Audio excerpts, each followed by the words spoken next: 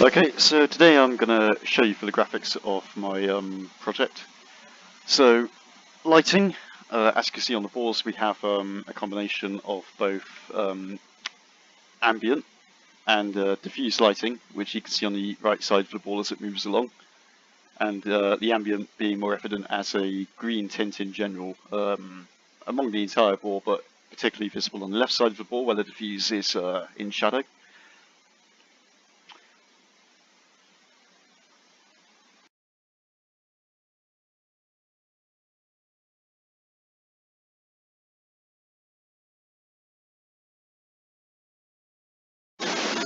So to give a brief overview on diffuse light, the core idea of diffuse light is to provide a way for objects to reflect light into the camera as if they were being shone on from a particular direction.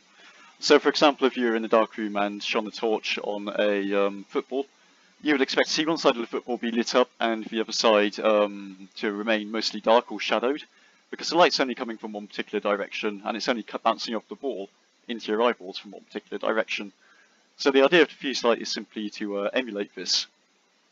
And doing so requires us to specify what we call the normals for each object that we want to react to diffuse light. So the normals are essentially specifying how individual parts of the surface of an object are going to react to light that is incident on them, or in more detail, how exactly that light, when it's hit the object, is going to be reflected off of that particular point of the object, and whether that will hit the camera or not.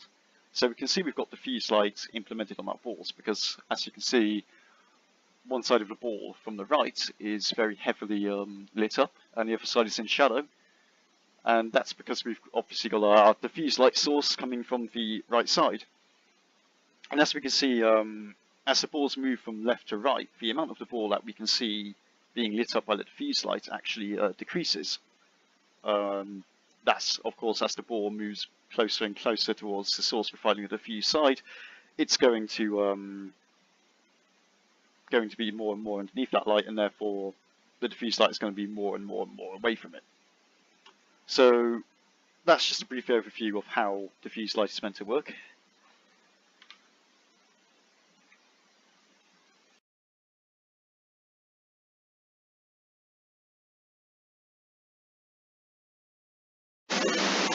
Okay, so the next thing to show is texturing applied to objects in the world space. So the most obvious one is the lawn pitch itself. We have a texture in the background that kind of brings out a kind of grassy, almost slightly darky, patchy style. And we also have texturing applied to the balls. So we can see that there is a white circular patch on the center of the ball with the letter A written on the inside of it. And this is just a simple texture that wraps around the ball itself and provides a bit of extra detail. The ditches are also similarly textured. They are meant to have a kind of muddy dark brown appearance. The texturing for the static objects was done using a GL repeat command. This simply repeats the texture tiled over the object itself, whereas the texture for the balls was done using a GL linear command, which helps to wrap the texture around in a spherical manner.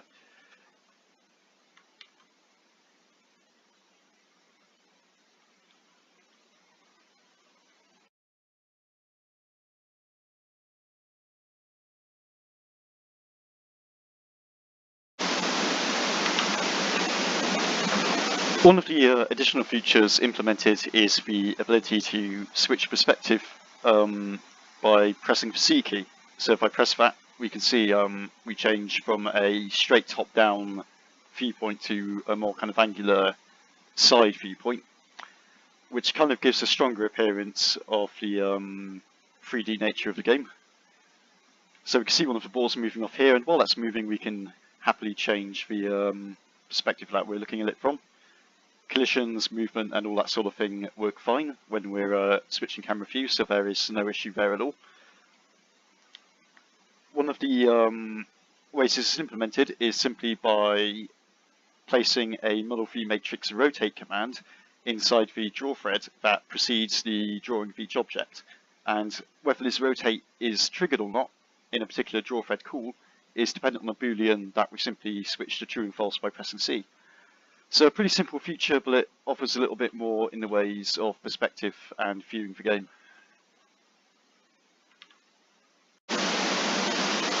So the player has a choice between numerous different styles of throw, including they can control the speed, the angle of throw, and whether it's backhand and forehand.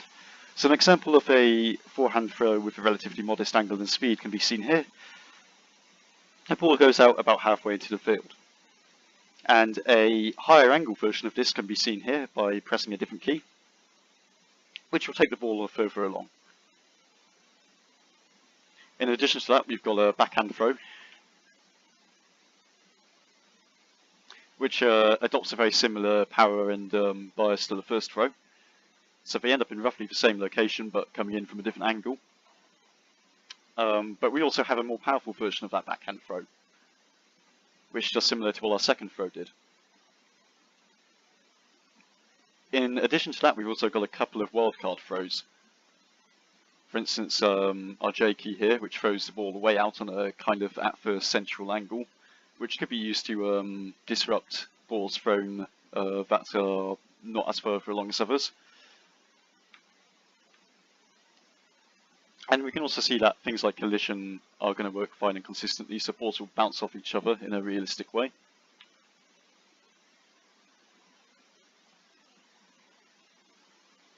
And they will also transfer the right amount of speed to each other, so that collisions maintain a rough conservation of energy. There's also the option to just throw a ball straight out like this.